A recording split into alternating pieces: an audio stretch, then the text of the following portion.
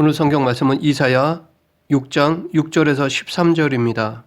성경에는 하나님이 당신의 일꾼을 부르시는 사건들이 기록되어 있습니다. 창세기 12장에는 하란에서 아브라함을 부르시는 사건이 나옵니다. 여호와께서 아브라함에게 이르시되 너는 너의 본토 친척 아비집을 떠나 내가 내게 지시할 땅으로 가라. 내가 너로 큰 민족을 이루고 내게 복을 주어 내 이름을 창대케 하리니 너는 복의 근원이 될지라. 출애굽기 3장에는 호렙산 떨기나무에서 모세를 부르시는 사건이 나옵니다. 이제 이스라엘 자손의 부르짖음이 내게 달하고 애굽 사람이 그들을 괴롭게 하는 학대도 내가 보았으니 이제 내가 너를 바로에게 보내어 너로 내 백성 이스라엘 자손을 애굽에서 인도하여 내게 하리라. 사사기 6장에는 포도주 틀에서 밀을 타작하고 있는 기드온을 부르시는 사건이 나옵니다. 여호와의 사자가 기드온에게 나타나 이르되 큰 용사여 여호와께서 너와 함께 계시도다. 여호와께서 그를 돌아보아 가라사대 너는 이 내 힘을 의지하고 가서 이스라엘을 미디안 손에서 구원하라. 내가 너를 보낸 것이 아니냐. 예레미야 1장에는 다메섹 도상에서 예레미야를 부르시는 사건이 나옵니다. 여호와의 말씀이 내게 임하니라. 이르시되 내가 너를 복중에 짓기 전에 너를 알았고 내가 태에서 나오기 전에 너를 구별하였고 너를 열방의 선지자로 세웠노라 하시기로. 사도행전 9장에는 바울을 부르시는 사건이 나옵니다. 사울이 행하여 다메섹에 가까이 가더니 호른이 하늘로서 빛이 저를 둘러 비치는지라. 땅에 엎드려져 들음에 소리 있어 가라사대 사울아 사울아 내가 어찌하여 나를 핍박하느냐 하시거늘. 이렇게 하나님의 부르심을 받은 사람들은 직업도 다양하고 사는 곳도 달랐습니다. 하나님은 여러 곳에서 다양한 사람들을 불러 당신의 일꾼으로 세우셨습니다. 그런데 이 부르심은 지금도 계속되고 있습니다. 하나님은 지금도 교회를 통해 일꾼들을 세워가십니다. 오늘 본문은 이사야 선지자가 소명을 받는 사건입니다. 본문을 통해 하나님의 일꾼으로 부름받은 자는 어떠해야 하는가에 대해 살펴보겠습니다. 첫째, 하나님의 일꾼은 죄사함을 받아야 합니다. 6절 7절 그때에 그 스랍 중에 하나가 부젓가락으로 제단에서 집은 바, 핏, 숯을 손에 가지고 내게로 날아와서 그것을 내 입술에 대며 이르되 보라 이것이 내 입에 닿았으니 내 악이 제하여졌고 내 죄가 사하여졌느니라 하더라. 하나님은 거룩하신 분이십니다. 죄를 가까이 하시지 않으실 뿐만 아니라 죄인은 하나님 앞에 서면 죽을 수밖에 없습니다. 그래서 이사야는 5절에서 화로다 나여 망하게 되었도다. 나는 입술이 부정한 사람이요 나는 입술이 부정한 백성 중에 거주하면서 만군의 여호와이신 왕을 배웠음이로다 라고 탄식했던 것입니다. 우리는 이사야가 선지자로 부르심을 받기 전에 어떻게 살아왔는지 성경에 기록되어 있지 않아 잘 모릅니다. 하지만 그도 인간인지라 아담의 타락으로 인한 원죄를 소유했을 뿐만 아니라 자범죄도 있었을 것입니다. 그렇기 때문에 이사야도 죄인으로서 거룩하신 하나님 앞에 설 수 없습니다. 그도 죽을 수밖에 없습니다. 그래서 하나님은 이사야를 당신 앞에 세우기 위해 먼저 천사로 하여금 제단의 숯불을 이사야 입에 대므로 깨끗게 하셨습니다. 이사야는 하나님께로부터 정결케 되는 은혜를 받았습니다. 여기서 알 수 있듯이 죄의 문제는 인간이 할 수 있는 것이 아닙니다. 전적인 하나님의 은혜로만이 해결될 수 있습니다. 그 은혜로 하나님은 예수 그리스도를 이 땅에 보내주신 것입니다. 다시 말해 인간 스스로 죄 문제를 해결하지 못하기 때문에 인간의 죄의 문제를 해결하기 위해서 예수님께서 이 땅에 오신 것입니다. 이 땅에 오셔서 십자가를 통해 우리의 죄의 문제를 해결해 주신 것입니다. 그렇기 때문에 우리가 죄에 대해서 할 수 있는 것은 단지 철저히 회개하는 것뿐입니다. 자복하고 회개하는 것이 우리가 해야 할 일입니다. 하나님께 심판받는 것은 죄로 인한 것인데 우리 편에서 보면 회개하지 않아서입니다. 모든 인간은 죄인이므로 다 심판을 받을 수밖에 없습니다. 아무리 의인이라 할지라도 죄와 허물이 있습니다. 인류 역사상 예수님만이 죄 없으신 유일한 분이십니다. 그런데도 구원받은 자들이 있는데 그 근본 이유는 예수 그리스도로 말미암아 의롭다 여김을 받았기 때문이며 인간 차원에서는 그들이 철저히 자기 죄를 회개했기 때문입니다. 하나님의 거룩하심 앞에서 이사야가 자신이 죄인임을 인정하는 것처럼 예수님을 믿는 우리들도 죄인임을 고백해야 합니다. 만약 자기가 죄인임을 인정하지 않는다면 그것은 온전히 예수님을 믿는 것이 아닙니다. 예수님을 영접한다는 것은 곧 자기 죄를 해결해 주실 구원자로 예수님을 믿는다는 것입니다. 그러므로 그리스도인은 자기가 죄인임을 인정하며 전적으로 예수님만 의지해야 합니다. 자기 죄를 자복하고 회개하는 자에게는 하나님은 사죄의 은총을 주십니다. 그래서 예수님은 마태복음 5장 4절에서 애통하는 자는 복이 있나니 저희가 위로를 받을 것이며 라고 말씀하셨고, 시편 기자도 시편 51편 7절에서 우슬초로 나를 정결케 하소서 내가 정하리이다. 나를 씻기소서 내가 눈보다 희리이다 라고 고백했습니다. 둘째, 하나님의 일꾼은 부르심에 순종해야 합니다. 8절, 내가 또 주의 목소리를 들으니 주께서 이르시되 내가 누구를 보내며 누가 우리를 위하여 갈고 하시니 그때에 내가 이르되 내가 여기 있나이다. 나를 보내소서 하였더니, 여기 내가 누구를 보내며 누가 우리를 위하여 갈고라는 말은 하나님께서 누구를 보낼지 누가 갈지 몰라서 이사야에게 하신 질문이 아닙니다. 이사야가 자발적으로 순종하기를 바라시는 마음에서 하신 말씀이라 생각합니다. 하나님은 이사야뿐 아니라 어느 누구에게도 일방적으로 당신이 보내고자 하는 곳으로 가라고 명령하실 수 있습니다. 그러나 하나님은 그보다는 즐겨 순종하기를 바라십니다. 물론 모든 선지자들이 다 순종한 것이 아닙니다. 요나 같은 선지자는 도망치는 것을 억지로 잡아서 당신의 뜻을 이루셨습니다. 이렇게 관건적으로 당신의 뜻을 이루시기도 하지만 하나님은 자발적으로 순종하기를 바라십니다. 하나님의 질문에 대한 이사야의 반응은 내가 여기 있나이다. 나를 보내소서. 자기를 보내달라고 대답했습니다. 이사야는 하나님의 부르심에 즉각 순종했습니다. 조금도 주저함이 없었습니다. 이러한 자발적인 순종을 하나님은 좋아하십니다. 그리고 즉각적인 순종을 좋아하십니다. 어쩌면 하나님은 이런 대답을 미리 알고 있었기 때문에 이렇게 질문하셨는지도 모릅니다. 예수님께서도 제자로 부를 때 어떤 제자는 주여 나로 먼저 가서 내 부친을 장사하게 허락하옵소서 라고 대답했습니다. 이 말은 인간적으로 보면 너무나 당연한 것이라고 생각이 듭니다. 하지만 예수님은 죽은 자들로 저희 죽은 자를 장사하게 하고 너는 나를 쫓으라 라고 말씀하셨습니다. 어떻게 보면 이 대답은 상당히 냉정하다 싶을 정도로 차갑게 들리기까지 합니다. 그러나 예수님도 제자로 부른 자에게 자발적으로 즉각 순종할 것을 요구하셨습니다. 그런데 하나님과 이사야의 대화 장면을 상상해 보면 하나님이 좀 재미있는 분이라고 생각이 듭니다. 이사야가 이 환상을 볼 때 그가 누구와 함께 있었는지 기록이 없습니다. 아마도 혼자 있었던 것 같습니다. 그렇게 본다면 혼자 있는데 하나님께서 내가 누구를 보내며 누가 우리를 위하여 갈 거라고 질문을 하면 이사야로서는 어떤 마음이었을까요? 두세 명 불러놓고 누가 갈래 하고 질문하면 눈치라도 보고 가지 않으려고 버티기라도 하는데 달랑 혼자 불러놓고 이런 질문을 하면 나보고 가라는 말이나 다름없다고 생각이 들 것입니다. 그래서 이 질문을 받고 이사야는 아마도 자기를 보내고자 하신다는 것을 짐작했을 것입니다. 그런데 이사야의 대답도 재미있습니다. 내가 여기 있나이다. 나를 보내소서. 지금 다른 사람은 없고 이사야 혼자 서 있다고 한다면 굳이 내가 여기 있나이다라고 밝힐 필요가 없습니다. 하나님도 다 알고 계십니다. 또한 굳이 나를 보내소서라고 말할 필요가 없습니다. 하나님도 그럴 생각으로 말씀하신 것입니다. 우리는 흔히 이런 것을 보고 그 아버지의 그 아들이라고 합니다. 여기서 하나님의 친밀감을 느낄 수 있습니다. 하나님은 딱딱하고 엄하신 분만이 아닙니다. 하나님은 우리와 친근하시며 인격적인 관계를 나누시는 분이십니다. 그렇다고 버릇없이 함부로 대해도 괜찮다는 것은 아닙니다.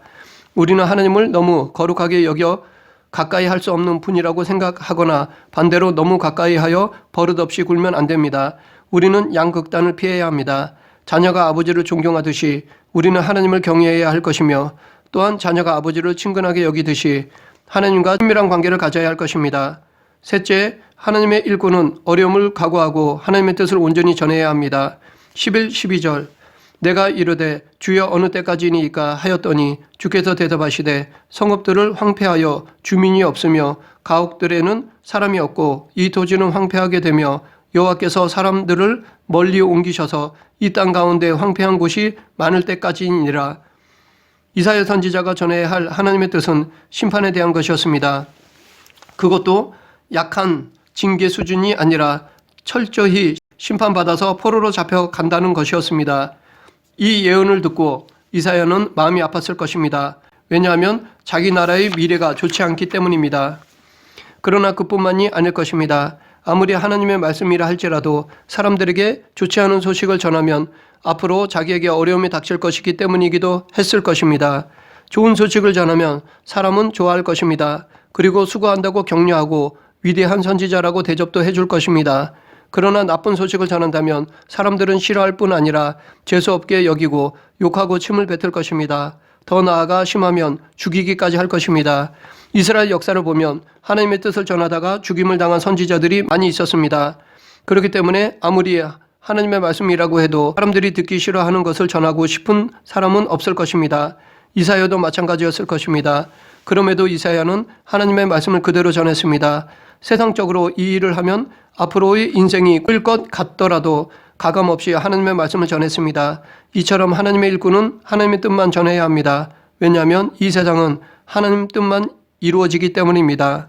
한 예로 아합 왕이 유다 여호사밧 왕과 함께 아람을 치려고 할 때 많은 예언자들에게 물었습니다. 많은 예언자들은 아합 왕의 기분을 맞춰주고자 승리할 것이라고 말했습니다. 그러나 그 말은 하나님의 말씀이 아니었습니다. 거짓말이었습니다. 악한 영의 거짓 유혹이었습니다. 반면에 미가야 선지자는 아합 왕이 죽을 것이라고 전했습니다. 아합 왕이 듣기 싫은 말이지만 하나님의 말씀을 그대로 전했습니다. 그로 인해 미가야 선지자는 옥에 갇히고 고생의 떡, 고생의 물을 마시게 되었습니다. 그러나 결국 하나님의 뜻이 이루어져 아합 왕은 죽고 말았습니다. 이렇게 하나님의 말씀은 그대로 이루어집니다. 그렇기 때문에 하나님의 말씀을 가감없이 전하는 것은 지금도 마찬가지입니다. 지금도 자기에게 불이익이 올 것 같아서 말씀을 변형시키거나 듣기 좋은 말씀만 전해서는 안 됩니다. 말씀 그대로 전해야 합니다. 하나님 말씀은 반드시 이루어지기 때문에 우리도 하나님의 말씀만 전해야 합니다. 안 그러면 거짓말하는 것이므로 그에 대한 징계를 받을 것입니다. 역사적으로 거짓말을 전한 거짓 선지자들은 하나같이 하나님의 무서운 심판을 받았습니다. 그런데 10절에서 하나님은 이 백성의 마음을 둔하게 하며 그들의 귀를 막히고 그들의 눈이 감기게 하라 염려하건대 그들이 눈으로 보고 귀로 듣고 마음으로 깨닫고 다시 돌아와 고침을 받을까 하노라 라고 말씀하셨습니다. 자칫 이 말씀은 하나님의 사랑과 모순되는 것처럼 들립니다. 왜냐하면 하나님이 구원받지 못하도록 일부러 막는 것처럼 보이기 때문입니다. 그러나 이것은 회개하지 못하게 하여 구원받지 못하게 하신다는 것이 아니라 하나님의 말씀을 귀로 듣고 눈으로 보면서도 돌아서지 않는 사람들을 유기하시겠다는 말씀입니다. 마음이 완악한 자를 마지막 심판 때까지 자기 하고픈 대로 놔두시겠다는 것입니다. 아무리 죄를 지어도 놔두겠다는 것입니다. 어찌 보면 이것은 세상적으로 좋아 보이지만 이 유기는 철저히 버림받는 것입니다. 회개의 기회도 잃어버리는 것입니다. 인간 편에서는 죄를 지어도 일이 잘 되니까 절대로 회개하지 않는 것입니다. 그렇기 때문에 이렇게 유기된 자에게 남은 것은 오직 철저한 심판뿐입니다. 그런데 이사야는 심판만 전한 것이 아닙니다. 다시 회복해 주실 것도 전했습니다. 13절 그 중에 10분의 1이 아직 남아 있을지라도 이것도 황폐하게 될 것이나 밤나무 상서리 나무가 배임을 당하여도 그 구루터기는 남아있는 것 같이 거룩한 씨가 이 땅에 구루터기니라 하시더라. 하나님은 징계의 목적을 이루시면서 다시 회복시켜 주십니다. 하나님께서 징계를 하시는 목적은 심판 그 자체가 아닙니다. 회개하여 다시 돌아오게 함에 있습니다. 그래서 징계를 통해 다시 하나님께로 돌아오면 다시 회복시켜 주십니다. 그래서 하나님은 여기서 밤나무 상서리 나무가 배임을 당하여도 그 구루터기는 남아있는 것 같이 거룩한 씨가 땅에 구루터기니라 라고 말씀하셨습니다. 이처럼 하나님은 심판 후에도 언제나 당신의 백성을 남겨두십니다. 이것은 곧 하나님의 일은 멈추지 않는다는 것을 보여주는 것이기도 합니다. 하나님의 일은 세상의 권력이나 사탄의 방해로 바뀌어지거나 멈추지 않습니다. 소수의 의인을 통해서라도 하나님은 당신의 뜻을 계속해서 이루어 가십니다. 실예로 엘리야가 갈멜산에서 바알 선지자들과 싸워 승리하였습니다. 그런데 이세벨이 죽이려고 하자 두려워서 멀리 호렙산까지 도망쳐 동굴에 숨었습니다. 그때 엘리야는 하나님께 내가 만군의 하나님 여호와를 위하여 열심히 특심히 오니 이는 이스라엘 자손이 주의 언약을 버리고 주의 단을 헐며 칼로 주의 선지자들을 죽였음이오며 오직 나만 남았거늘 저희가 내 생명을 찾아 취하려 하나이다 라고 불평했습니다. 그러자 하나님은 엘리야에게 내가 이스라엘 가운데 7,000인을 남기리니 다 무릎을 바알에게 꿇지 아니하고 다 그 입을 바알에게 맞추지 아니한 자니라 라고 위로해 주셨습니다. 엘리야는 거룩한 씨로서 자기만 남은 줄 알았습니다. 그러나 하나님은 당신의 사람들을 늘 남겨두셨습니다. 이것은 초대교회에서도 마찬가지였습니다. 초대교회 때 그리스도인들은 로마의 황제로부터 핍박과 박해와 죽임을 당했습니다. 그렇다고 기독교가 끝나지 않았습니다. 지하 동굴, 카타콤에 숨어 살면서까지 믿음을 지킨 사람들이 있습니다. 평생 햇빛도 들어오지 않는 동굴에서 믿음을 지킨 사람들이 있었습니다. 그들을 통해 하나님은 당신의 뜻을 이루어 가셨습니다. 한순간도 하나님의 일이 멈춘 적이 없었고 앞으로도 없을 것입니다. 지금 우리나라는 기독교에 대한 이런 공식적인 핍박은 없습니다. 그러나 이것보다 더 무서운 전략으로 사탄은 공격하고 있습니다. 그래서 지금은 핍박보다 더 효과가 있는 나태함, 안주함으로 기독교를 공격하고 있습니다. 이런 공격으로부터 거룩함을 지키는 자들이 현대판 거룩한 시라 할 수 있습니다. 또한 하나님은 당신의 일을 하는 데 있어서 많은 사람을 필요로 하시지 않습니다. 하나님은 적은 숫자로도 당신의 뜻을 이루십니다. 예수님께서도 제자를 많이 두시지 않았습니다. 비록 적은 숫자라 할지라도 하나님은 당신에게 순종하는 사람을 통해 계속해서 당신의 일을 하게 하십니다. 지금도 많은 숫자는 아니지만 신실한 성도들을 통해 세계 많은 사람들에게 복음이 전파되고 있습니다. 영국의 메리 여왕 때 기독교를 핍박했습니다. 하지만 그녀가 두려워하는 사람이 한 사람 있었는데 그가 존 낙스였습니다. 그녀가 존 낙스 목사를 두려워했던 이유는 이 사람은 기도하는 사람이었기 때문입니다. 아무리 영국 여왕이라 할지라도 하나님이 함께 하시는 기도하는 한 사람 존 낙스를 두려워할 수밖에 없었습니다. 그래서 메리 여왕은 기도하지 않는 한 민족보다 기도하는 한 사람이 더 두렵다라고까지 할 정도였습니다. 말씀을 정리하겠습니다. 하나님의 일꾼은 죄사함을 받아야 합니다. 그러기 위해서는 예수 그리스도를 영접해야 합니다. 그리고 자기 죄에 대해서 철저히 회개해야 합니다. 또한 하나님의 일꾼은 부르심에 순종해야 합니다. 소명을 뒤로 미루거나 머뭇거려서는 안 됩니다. 즉각적으로 순종해야 합니다. 마지막으로 하나님의 일꾼은 어려움을 각오하며 하나님의 뜻을 전해야 합니다. 어려움을 피하기 위해 하나님의 뜻을 가감해서는 안 됩니다. 하나님 말씀 그대로 전해야 합니다. 이 세상은 점점 더 악이 팽배해지고 있습니다. 그렇기 때문에 하나님의 뜻을 이루고 전하기가 점점 더 힘들어집니다. 그럼에도 하나님은 지금도 이사야 선지자처럼 당신의 일꾼을 부르시고 보내십니다. 이 시대에 부름받은 우리는 비록 힘들어도 어렵더라도 이 사명을 감당해야 합니다. 내가 여기 있나이다 나를 보내소서라고 말했던 이사야 선지자처럼 우리도 담대히 하나님 앞에 나아가며 좁고 험한 길을 가야 합니다. 우리 모두 하나님께 귀하게 쓰임받는 일꾼으로 죽어가는 영혼들에게 복음을 전하는 성도가 되길 간절히 축원합니다. 기도하겠습니다. 지금도 하나님의 일꾼을 부르시는 하나님 아버지, 저희들이 여기 있사오니 저희들을 사용하여 주시옵소서. 이 시대에 하나님의 일꾼으로 살아가고자 하오니 저희들을 복의 통로로 사용하여 주시옵소서. 늘 하나님의 부르심에 즉각적으로 대답하고 순종하는 그리스도인이 되게 하여 주시옵소서. 예수님 이름으로 기도드립니다. 아멘.